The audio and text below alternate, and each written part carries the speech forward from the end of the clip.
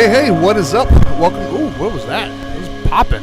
There you go with the popping. I know, right? Anyways, what's going on, everybody? Welcome to Dharma Time on WPSN99.com. I got to get that in there somehow. Yeah, I see that. I'm your host, the Dharma Guy, as always with the Dope Doctor. What's going on, man? ¿Qué pasó, amigo? Not much, sir. Bueno, pues.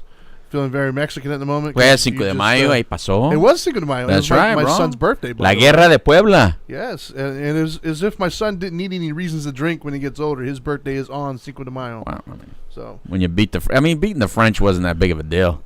But apparently it was. In America, it's a huge deal because apparently everyone wants to drink on 5 de mayo. Apparently it was a big deal. But La Guerra de Puebla, which is, my grandfather's from Puebla. So. Right on.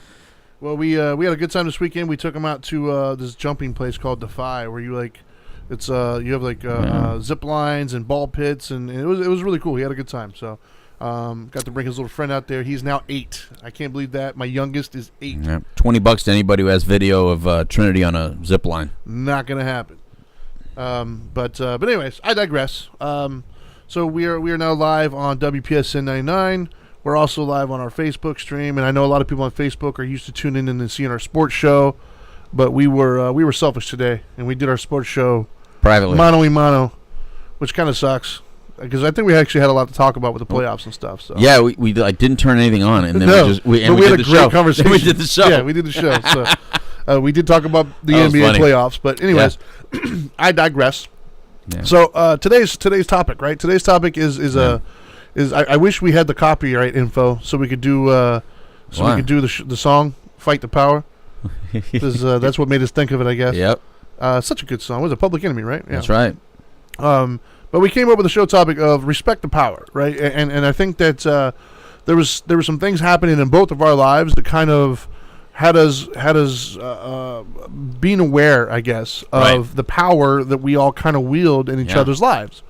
And it got us to thinking that maybe, too often I think people aren't aware of that power, or maybe they misuse it. And so from a spiritual perspective, we figured we'd talk about that today. Yeah.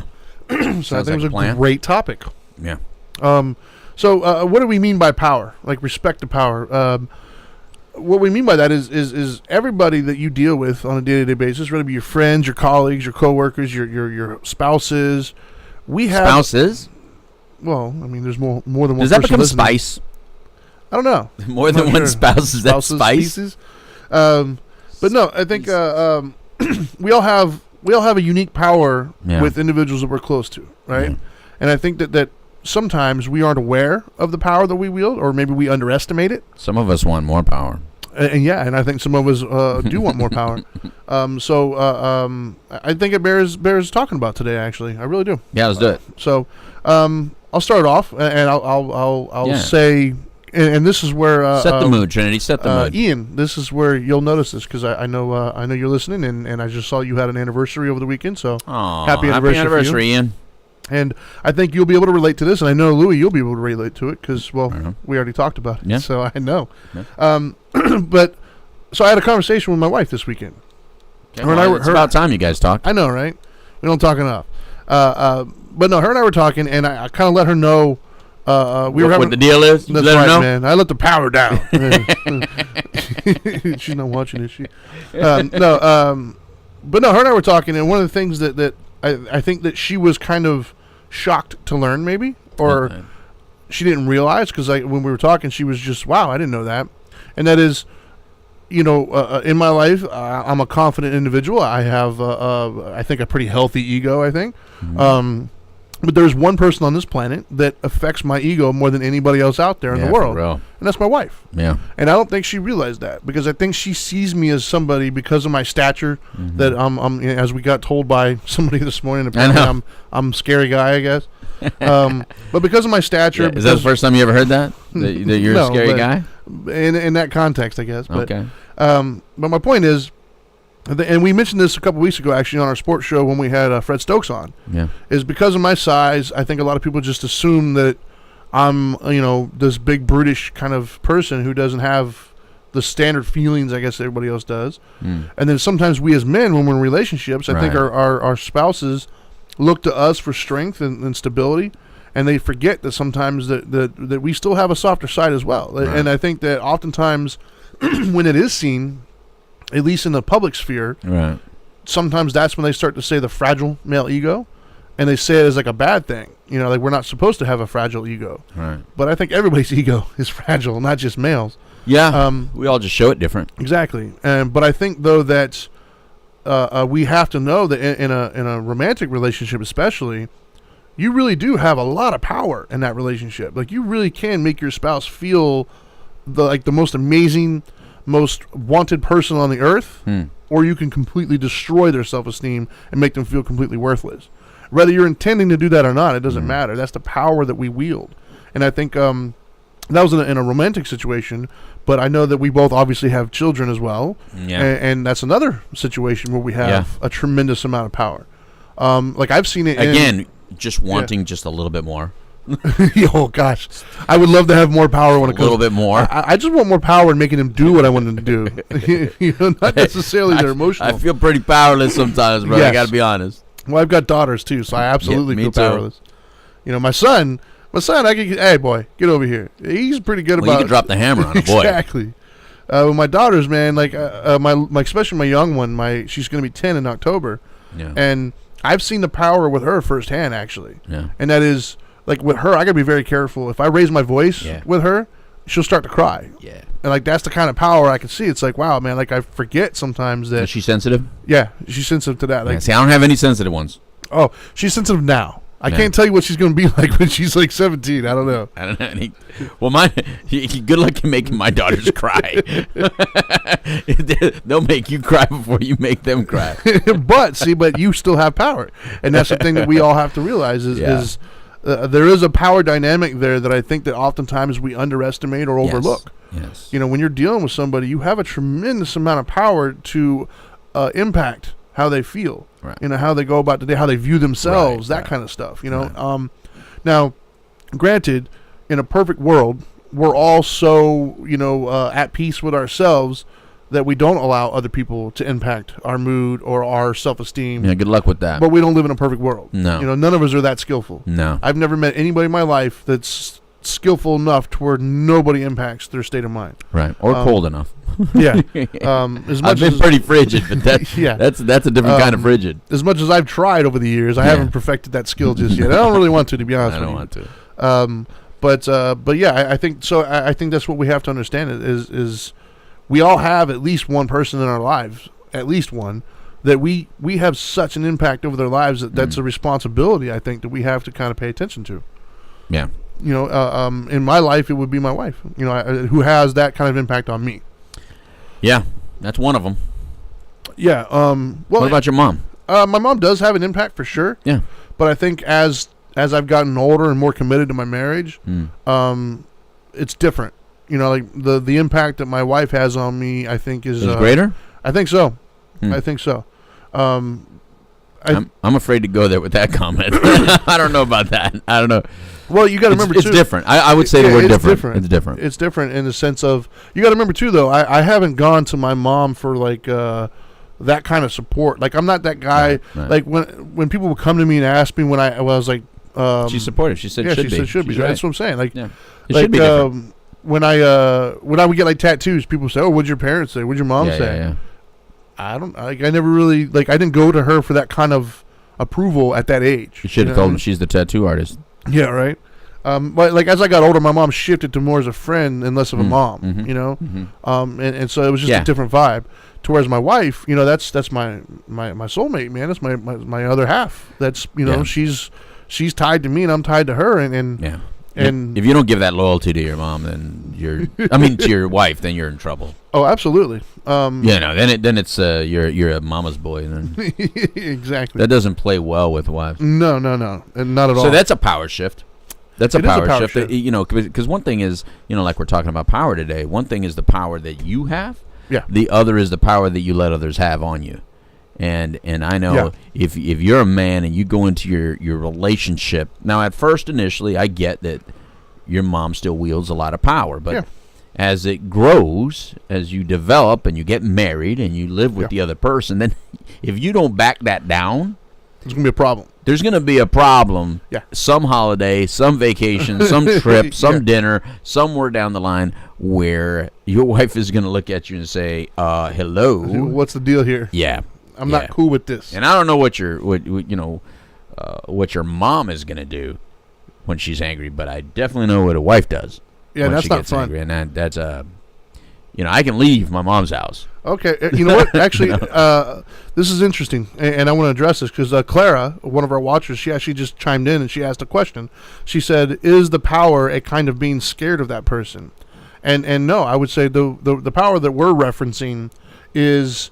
Like if I go right now, like on my way to the studio, I stopped at a grocery store or a gas station to get some drinks.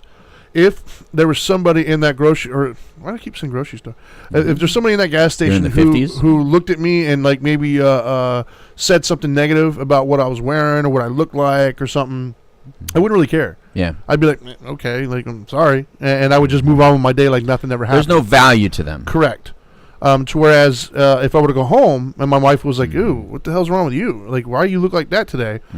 It would have an impact. I would immediately start questioning my like, "What do you mean? What's wrong?" Like, I would want to know more. In other words, her opinion of me, her attachment to me, the value of opinion is what we're talking about. Correct, means something to me. Right. To whereas a random stranger doesn't. Right. Like, you know, even close friends. Like, even if you were to tell me, "Oh, that shirt looks stupid on you," right. Yours opinion would mean more than the person at 7-Eleven does. Absolutely. But it wouldn't mean anywhere near so. what my wife's does. Okay. I'm calling bullshit. Sorry. But I think I have a little bit more power than that. No, not really. I actually don't. But and we've had that conversation. Yeah. We've actually had that conversation where Trinity. Is there a conversation we haven't had? Trinity showed up at court in a tank top. And we actually had that conversation. I wasn't court in a tank top. It was court, actually. It was court. What was court? It was the chambers. It was the chambers, which was in a courtroom, basically. It was the chambers. The chambers, not court. What chambers were we in the courtroom? With the Orange County governor, Orange County mayor. Oh, yeah. And you showed up in a tank top and shorts, and I was like, Trinity, you're the president of the foundation.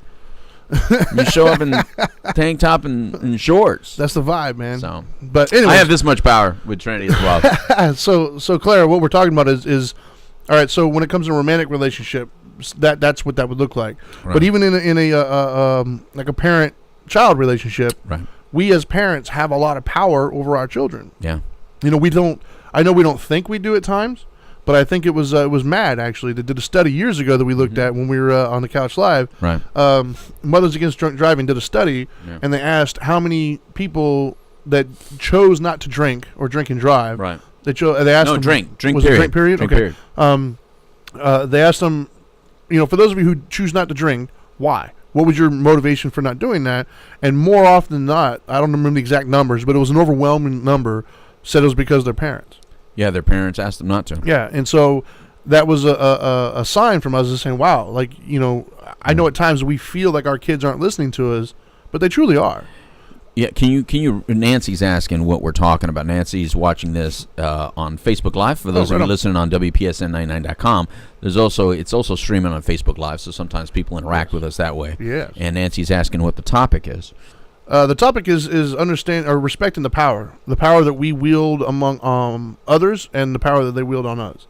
And by power, we were just clarifying the power is essentially the ability to, I guess, affect our mood, our self-esteem, you know, our vision of ourselves.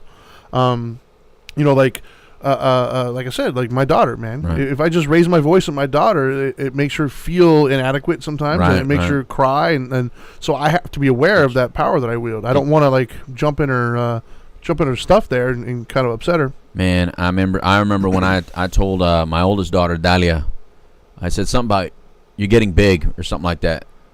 And big to a young female, I think she was like 11 or 12.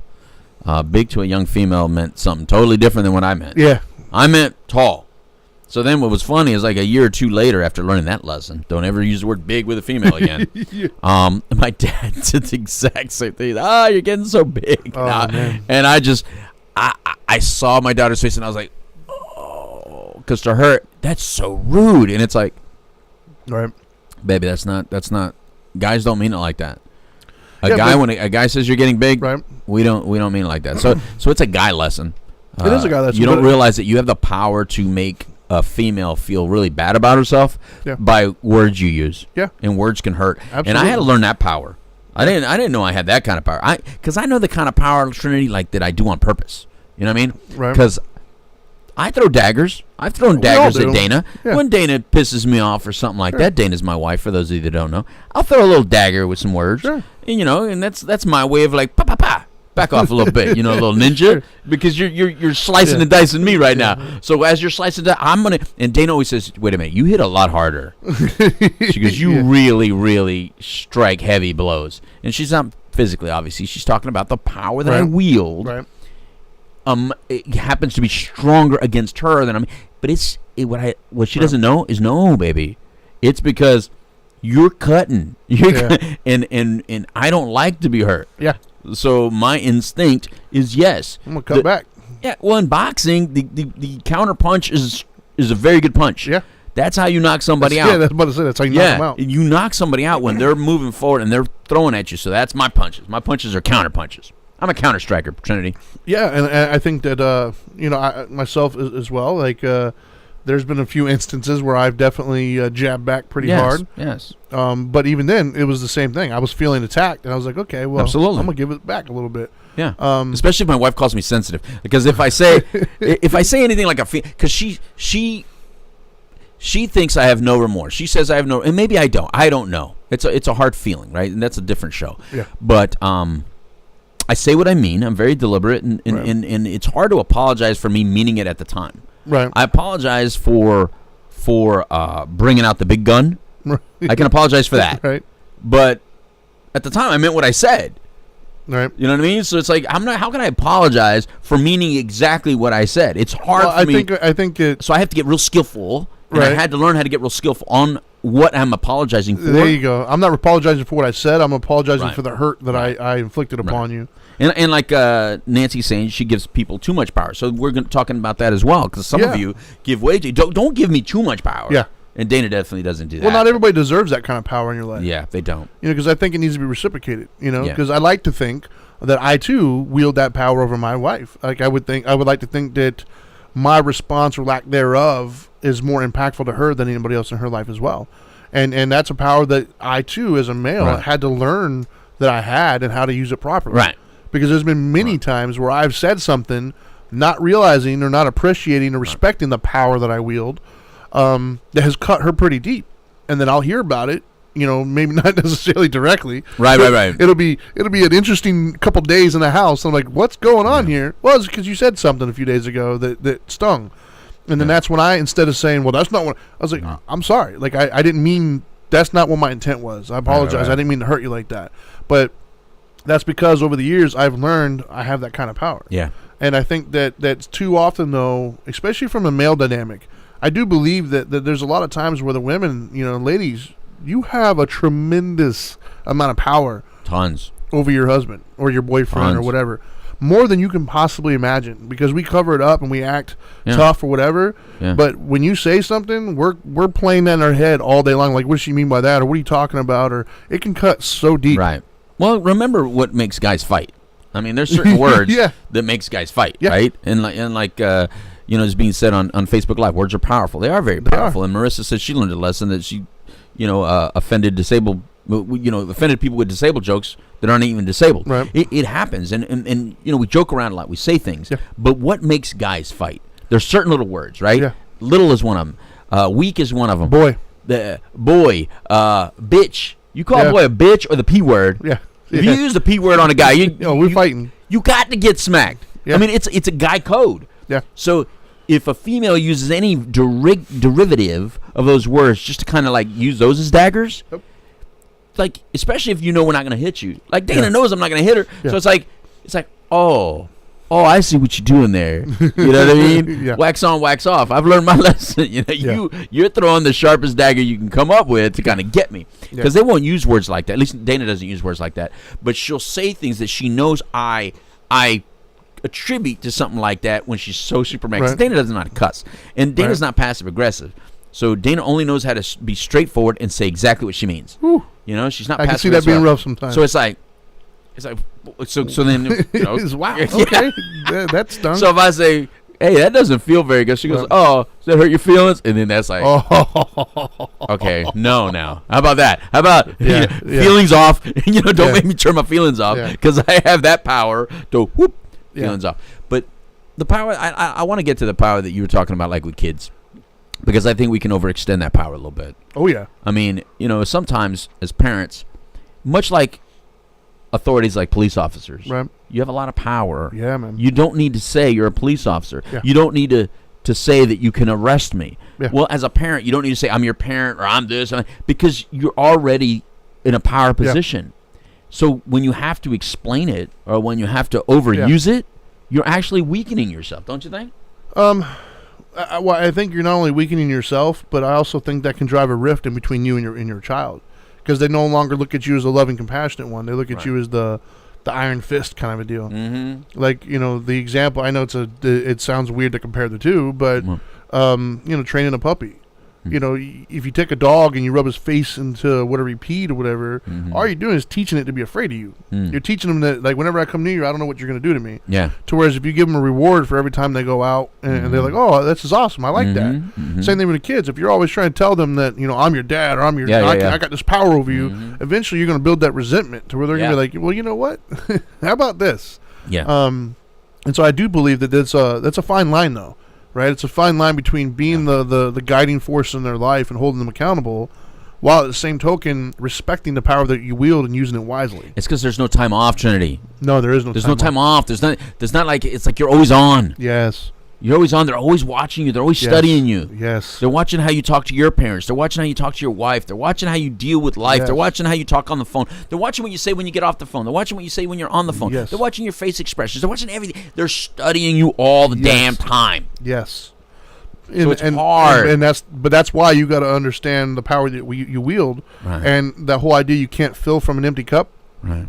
Well, part of using that power wisely is conducting yourself in a manner that is suitable for them to watch at all times. You understand that you are being watched, and then it's important to let them see positive role models and stuff as well. Like we do have so much power. I mean, think about most of the walls that people have up today.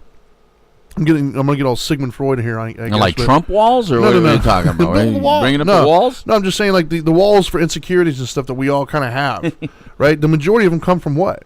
Something that happened with your parents, right? Like that's the kind of power that they wield. Yeah. They did something that injured you or traumatized you that now you have that wall up dealing with everybody for the rest of your life. Yeah. And so we got to be careful about that. Go ahead. Somebody just commented on something. Yeah, Marissa said depends on the age that she has to explain to the 2-year-old that she babysits, that she's the boss. Yeah, of course. Yeah, I mean... Yeah, good luck with that explanation. You know how a 2-year-old sees that you're the boss? Every time they move in one direction, you pick them up and put them back in a different place. Yeah.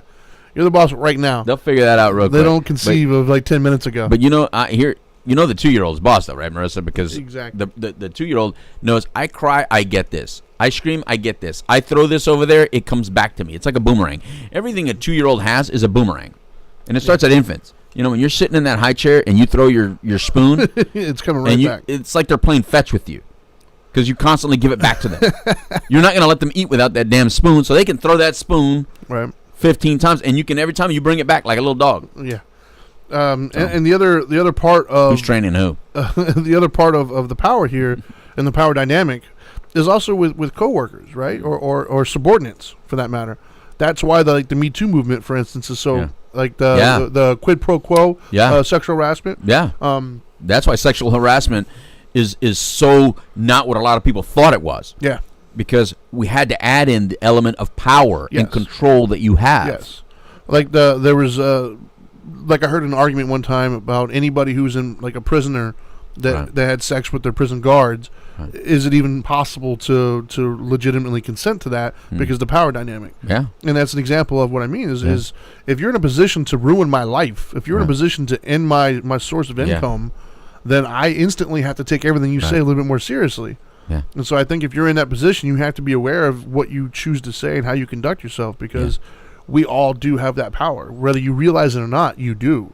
And both, like I said, personal relationships and working relationships. Yeah, so like if you're a 17-year-old talking to a 19-year-old, they have a power over you that you don't know. You think you're in control. Yeah. They're in control, and they know it. They know it.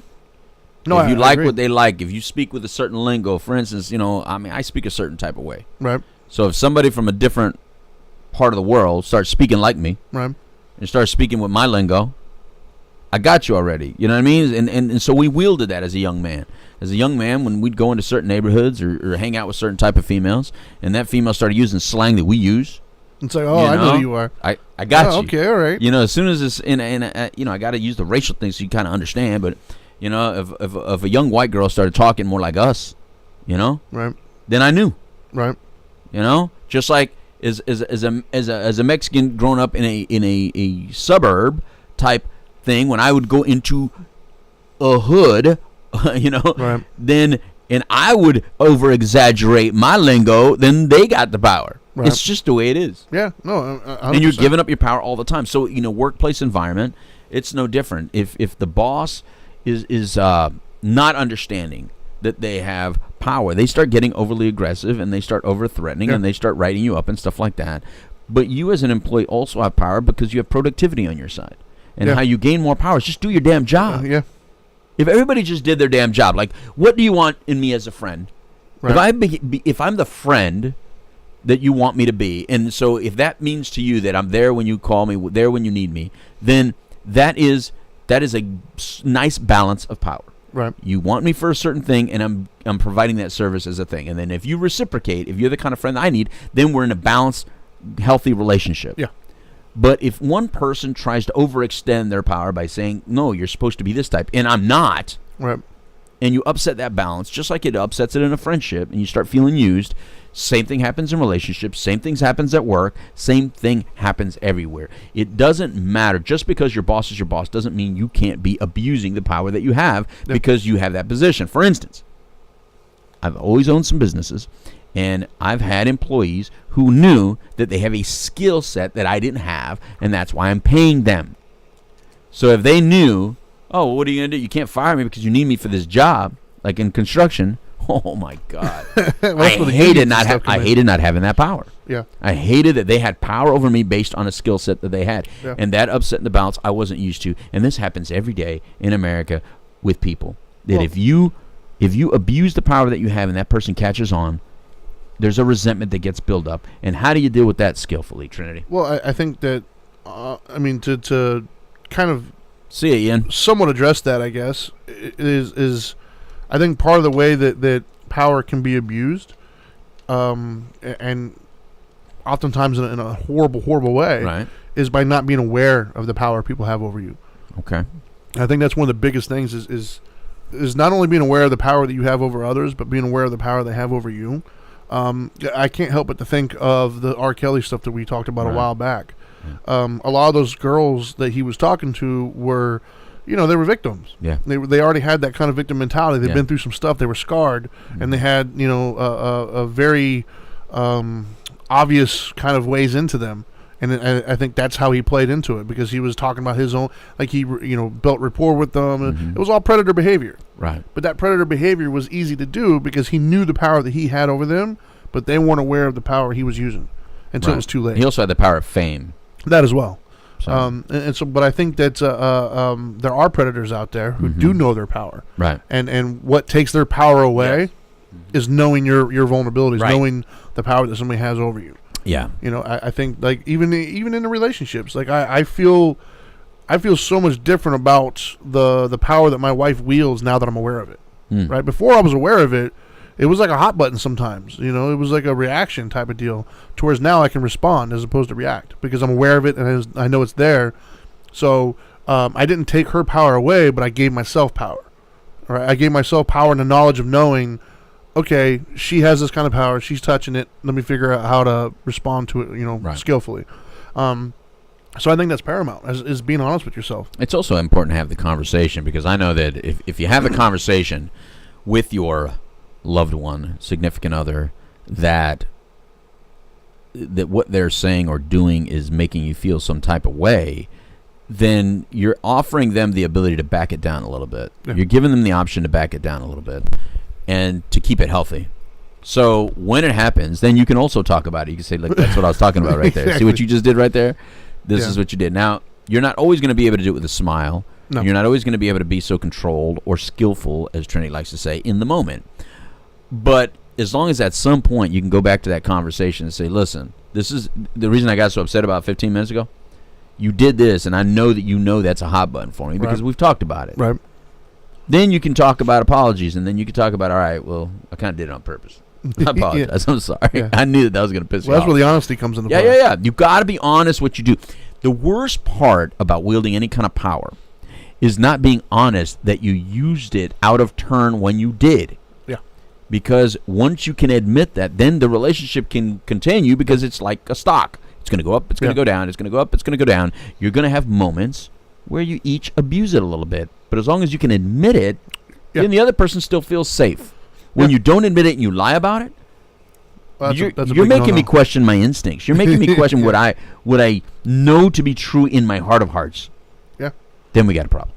No, I agree. And like I said, though, the understanding the power that somebody wields over you also, it's not a weakness. It's actually a strength, right? Because they're going to wield it regardless. That's the thing, is they have it.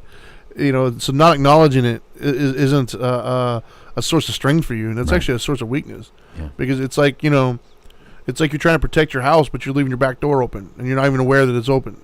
You know what I mean? Like, you got to pay attention. You got to lock the door or whatever it is. That analogy. But my point is I think that like there was I'm just trying to think of who I was, let's say 10 years ago. The idea of saying that my wife was going to have power over me would have made me cringe. I would have thought that. I would have been like, what are you talking about? She doesn't have any power. Yeah, she does. Yeah. And so she would have wielded the same power that she currently does, but it would have impacted me differently because I wasn't able to admit it and be aware of it. But now that I'm aware of it, it's like, okay, I get it. Like, I know. And we have that same power over others. We got to be aware of that as well. Like, you got to use it responsibly, man. And you got to understand how to have that communication, because I think it's important to, like, since we're talking so much about power in relationships, I want to make Dana happy. I want Dana to be happy. Well, the reason why I say relationships is because I think that is usually the most powerful person we're dealing with, and vice versa. I agree. Oh, that and our children. Right. And since I want Dana to be happy, if it affects me more that she says she's unhappy or kind of hints that what I'm doing is making her unhappy, then she just doesn't like what I'm doing.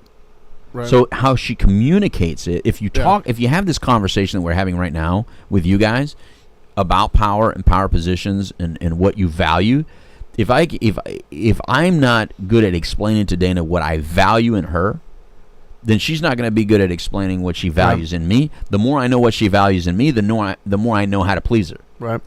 You can't go into a situation thinking you know how to please somebody. You might think you know how to please somebody, but if you're not paying attention, you might miss what her pleasing buttons are. Right. And you don't want to do that. You want to please your partner. Absolutely. So have the conversation. That's it. Yeah, and I guess from a spiritual perspective, if you will, there's two parts of the Eightfold Path, I think, that really apply to the scenario. The first one is right intentions. What's your intent? You got to understand, when you do wield this power, is your intent to hurt? Or is your intent to be understood or to love or whatever? Like, you got to understand your intent. And so, for instance, if you're in an argument with somebody, and your spouse or whomever, or even your kids, if you're in a disagreement or a heated discussion and they say something and you lash out and you use, as you said, the big gun, you got to understand what your intent was. Yeah. Your intent wasn't to love and come from love and compassion and understand. Your intent was to hurt and to maim. Hell no. It's AC/DC, man. It's shoot to kill. Exactly. And it is what it is. Obviously, that's not the skillful way around it. No. But it's what you do afterwards. That you have to acknowledge that. That's why it's important, because you were in the wrong on that one. You misused your power. So you have to now understand what your intent was and express that and say, I'm sorry. That was the wrong intent that I came from, and I misused my power. And that's where the apology is. Yeah. That's what, if you struggle with apologies, that's where the apology is. Yeah. That I knew what I did when I said that. I knew what I was doing when I said that. I said that to push you, to shut you up. Yeah. Like, I think everybody knows what the shut up thing is. Yeah. That, wow. Yeah, I think everybody knows. And sometimes you get mad at the other person because you're like, you really just want me to do this. You're waiting for me to do this. Right. And so they're gonna jab you until that happens. And you're like, oh my God, I'm really trying really hard to not let you do that. Listen, power control is important. If you feel like you're releasing your power too much to other people or they're wielding it incorrectly, then you have to reevaluate your entire scenario and situation. Yeah. And sometimes it's just not a healthy situation. Yeah. And I see people all the time, and so do you, that stay in unhealthy situations because of history. Yeah. They stay in bad friendships.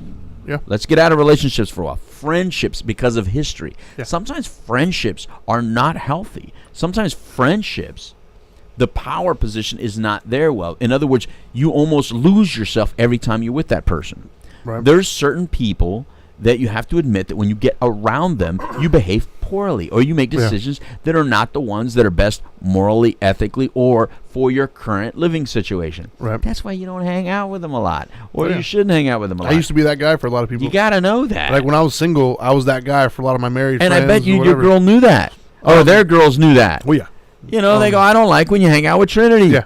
You go out with Trinity, you come back home at 4 o'clock in the morning, and you guys ride down to Miami when you're just supposed to be downtown Orlando.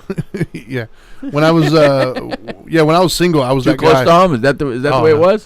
When I was single, though, I was definitely that guy for a lot of my married friends or friends, and I wasn't doing it on purpose. I was just doing my thing, man. But my friends were influenced by the power that I wielded, and I was like, well, let's go do this. Like, let's do it. Yes. You know, in that moment, they were making poor decisions for their home life. The power of influence is strong, and you have to respect it. Absolutely. You have to respect that television, radio, certain individuals, music, movies, all wield a certain power in you. Yeah. If you don't want to admit that, then you're not admitting that marketing works. And marketing is $1 trillion industry. And the M in McDonald's is what it is. And every time you pass by it, you're going to feel some type of way, whether you want to believe it or not. They have commercials for a reason. They show you really good-looking pizza for a reason. Pizza has power over me, man. Of course. It just does. Absolutely, man. Tacos especially. And so, back to what I was saying with the two parts of the Eightfold Path that it reminded me of. Oh, did I take us away from spiritual? No. I brought us to pizza because I'm hungry. Pizza's spiritual, bro. I got a spiritual connection to my pizza. Me too. But the second one would be the right speech, and that is whatever you say is going to be truthful and useful. Yeah. You know, and that's the thing is when you're wielding your power, you got to ask yourself not only what is my intent and what I'm about to say, is what I'm about to say, is it truthful and is it useful? Yeah. You know, a lot of times it might be truthful because truth is 360, right? It's a version of the truth, right? But it might not be useful. Like, and there's, I know for a fact, there's things that I've said to both my wife and my children, like, and there was the truth. Yeah, it was in a fit of anger. It was the truth, but it surely was not useful. Didn't serve a purpose. No. And I, you know, that's something I've strived. You know, I've gotten much better. My whole point now is I try to respond as opposed to react.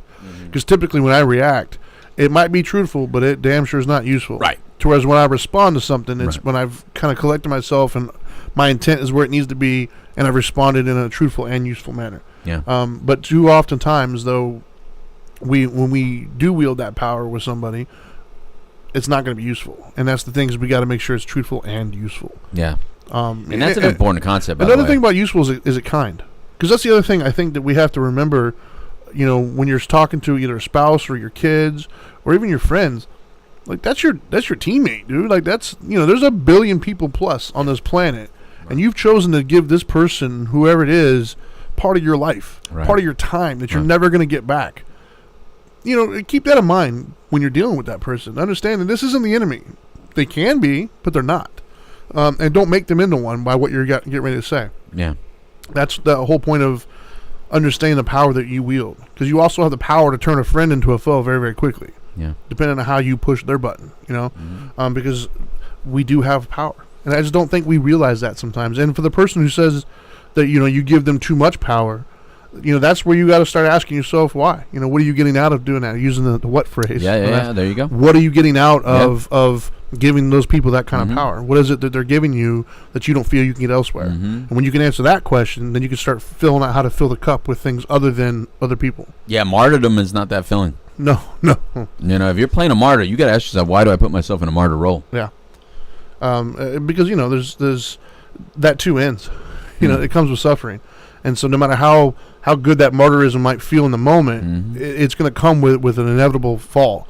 Yeah. And when that fall happens, it's oftentimes going to be very, very painful. Yeah, because you will build resentment, and resentment manifests into other things. Resentment will manifest into some sort of emotional problem for you, even physical problems. Even before you even understand the emotion that it's causing, stress. It'll start causing physical ailments. You'll start having physical signs of pain, and not really know where it's derived from. But some of that might be emotional, and that's why the Chinese tend to, treat everything as if there's an emotional undertone.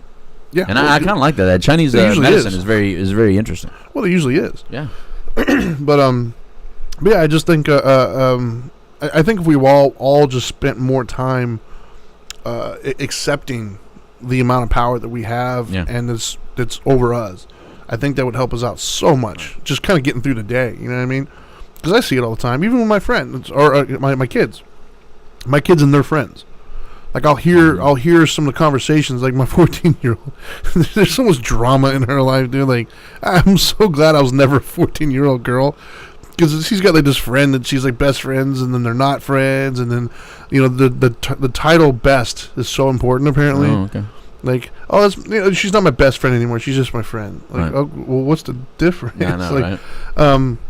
But just means like something. But like for instance, my daughter has a friend that she's battled over the years as far as their relationship is concerned, and a lot of times it's because my daughter's friends with like everybody. She can make friends with a freaking wall, dude. Like she talks and she's just so charismatic that she's just got this aura about her, like a little hippie chick, dude. Just everybody loves her. Nice.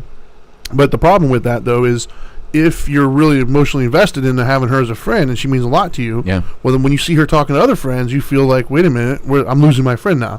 Remember, we're talking about 14, 15-year-old girls, so they're not as, woke, if you will, or they're not as advanced as we are as adults, to where we understand where our feelings are.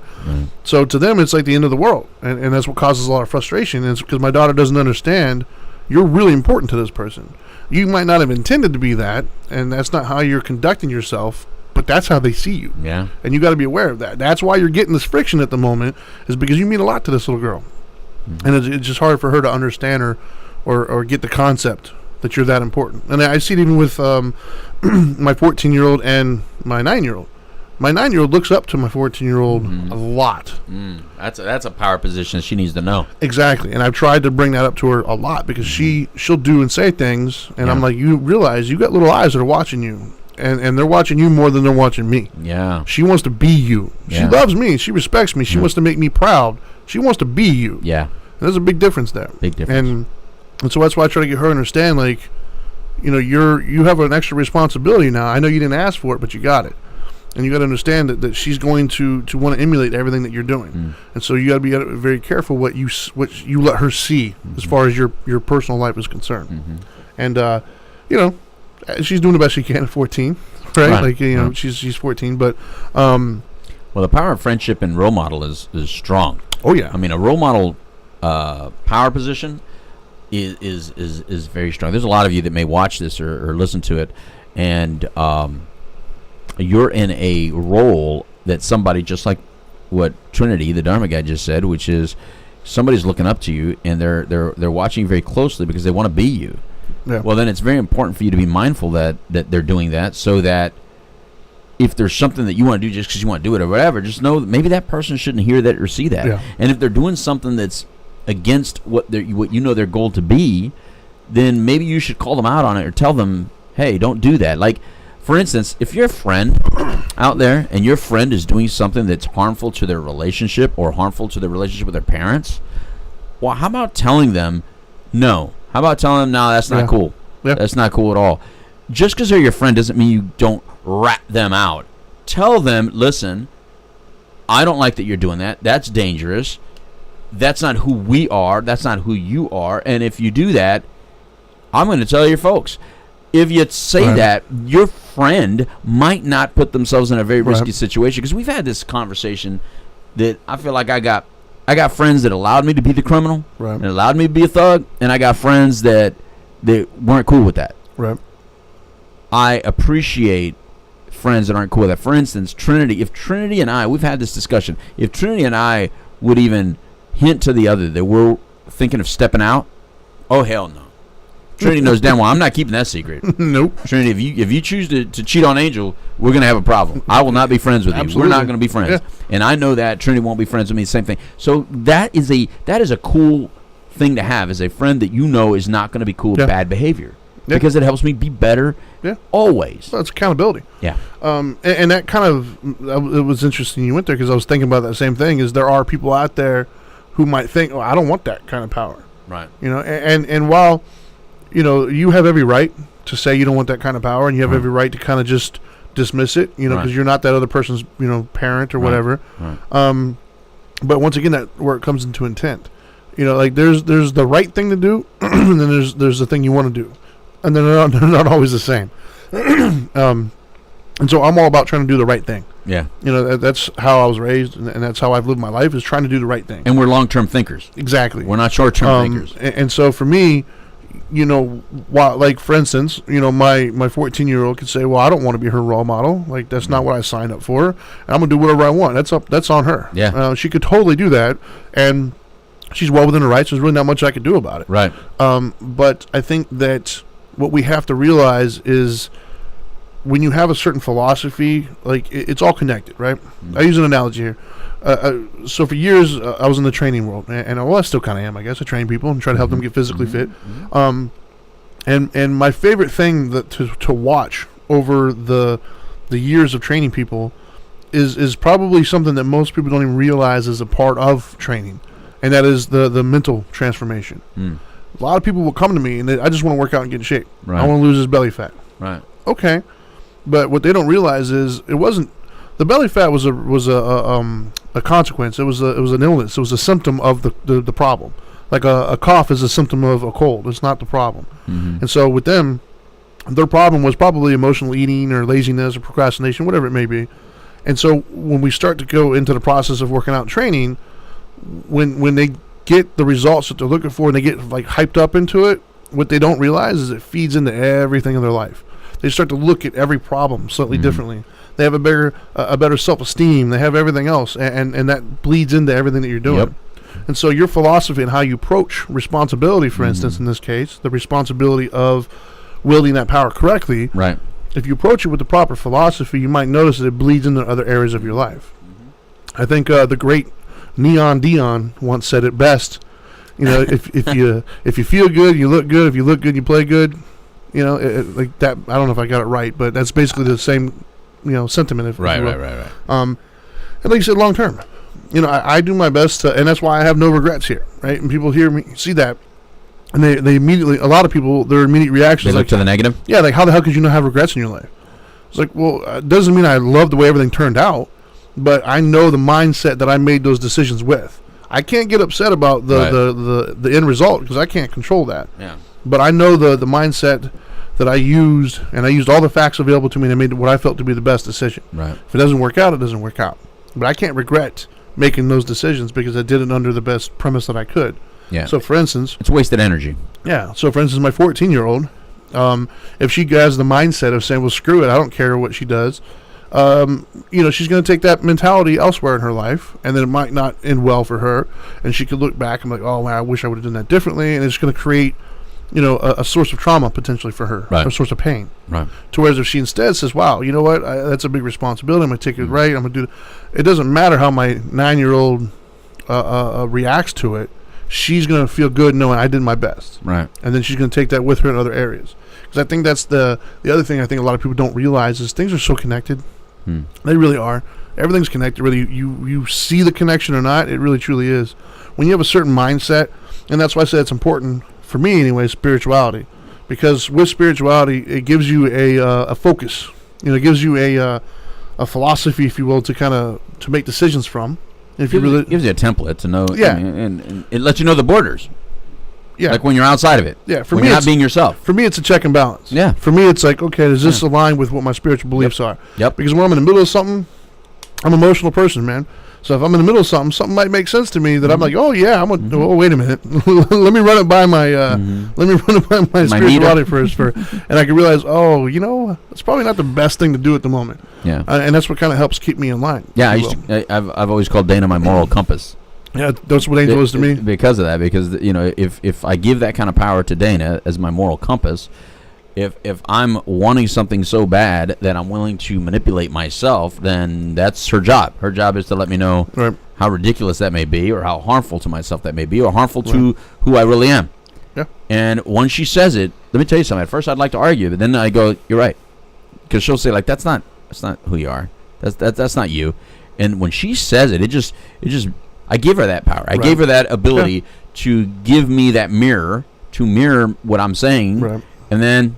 Okay, I respect it. Yeah. So when we say respect the power, also respect that you've already wielded the power to somebody. You already gave the power to somebody else. Respect that when they tell you something, they're probably being honest with you. Yeah.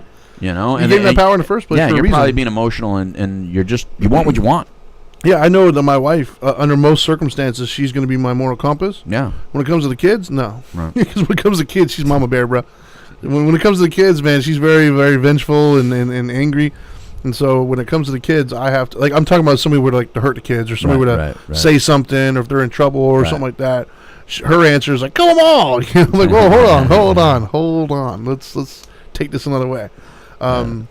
She would be the one that would want to drive up to the school and like beat the bully up, kind of. See, so then Angel would not be good for me then, because we've been in situations like that, and I've actually praised Dana for being who she is, because I was like, if I was with any other woman, I'd be in jail right now. Right. Because she would be hyping me up to go do something my head is saying, and they're like, no. She's always the opposite. She's always like, "What's that going to accomplish? Oh, that's really mature of you." She'll say something like, "Oh, that's really mature of you," and I'll be like, "No, I want to go beat his ass right now. She'll be like, "What's that going to do? Oh, big man.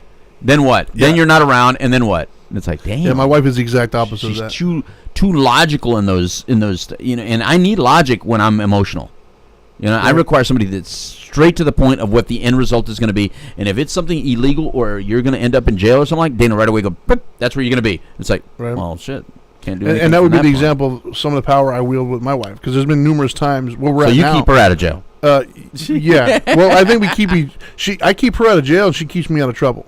Okay. Because I'm not going to do anything that's going to put me in jail at this point. But I'll do some stuff that'll get me, yelled at, or like lose some opportunities, because I'm liable to say or do something, and it's like, whoa, I should have done that. Your kid's 14. You're getting to the point where you may want to do something that's going to get you in jail. Exactly. You're getting to that point, bro. Yeah. Just so you know, you're getting to that point. So you better learn how to deal with certain topics. Yeah. Right. In a way that's very skillful, because those topics are coming. But my wife is definitely the one that she'll want to react to something. I'll be the one like, "Okay, hold up, wait, hold on, let's pump the brakes for a minute." Just grab her. But there's certain instances though, so we keep each other in check. Basically, we both wield that power for different reasons. And in any given day, one may have more of the skill set that we're talking about. Correct. It's not like she only wields that and you only wield this. I mean, you. One day you're calm, they're upset. One day she's calm, you're upset. Yeah, somebody say that. That's right, man. They may be a phrase. But anyways, I think we are almost out of time, brother. Yeah, pretty much. I'll turn down my microphone. You finish it up. You got anything you want to put out there before we call it quits? No. All right then. Respect the power, kids. Respect the power. I'm telling you, man, we need to get the rights to that song. Fight the power. Exactly. We could do what Vanilla Ice did and just change the one word and say we changed the whole song. See, Public Enemy has power over me. That's right. When I play Public Enemy, I just really get into. Well, that's another thing we didn't talk about, but music and movies and stuff. Yeah. They have. Well, power. we kind of touched on it, but we didn't spend a lot of time with the power. Look, there's as much as I like really heavy rock and roll and real heavy rap. I don't want to hear certain words over and over again, because I may end up using them. Yeah. And I have enough curse words. I don't need certain other curse words that may get me in a bad situation. Right. So yeah, no. All right, let's think some sponsors and do the 3 tips, and let's skedaddle. Go for it. All right, so skedaddle. That's right, man. That's something you're never going to have so much power over me that I'm going to use. All right, so we got Retreat Behavioral Health. At the beginning of this, if you're watching on YouTube, at the beginning of the video, you saw the logo fly by, along with Journey Pure. And then Orange County Drug Free Coalition, and last but not least, the Now Matters More Foundation. You can find out more about what we do. If you want to donate, you can go to nowmattersmore.org, or you can call 833-NOW-MATTERS. And if you're listening to this and you're on Facebook, give us your birthday, man. Give us your birthday. Go to Facebook. When you're having a birthday coming up, tell your friends, your family member. If you don't already have a charity, give it to the Now Matters More Foundation. You'd be surprised at how much money we actually get from that, and the good that we can do with that little amount of money. Yeah, Now that we got that out of the way, let's do the tips, the 3 tips. So once again, I like to give you guys some sort of an action plan, if you will. So the 3 tips, I broke it down today. The first one is know that the power exists, right? And know that you have power over others and others have power over you. Denying it that it's not there doesn't mean it could go away. It just makes you more vulnerable to whatever it may be. So admit and acknowledge that that there are people who have power over you, and there are people that you have power over. The second one is understand how that power impacts you. In spirituality, we call that mindfulness. You got to be aware of how the power dynamic, be it for you or against you, affects your feeling tone of the situation. Whether you define it as a negative feeling tone, a positive, or neutral, it's going to impact you some sort of way, and you got to be aware of that. And then finally, the third tip is understanding your intentions when you do wield the power. When you flex your power on whoever it is that you have the power over, are you coming from the right intentions? In other words, are your intentions coming from love and compassion and generosity, kindness, or are they coming from anger and lust and greed and fear? That's important to help you wield it correctly, and you want the same respect in return. So I think that's all we got for the 3 tips. Thank you so much for watching. Make sure you subscribe on youtube.com/Dharma Time. You can find us on iTunes and all that wonderful stuff. I think that's all we got. So now that you know better, do better. Peace.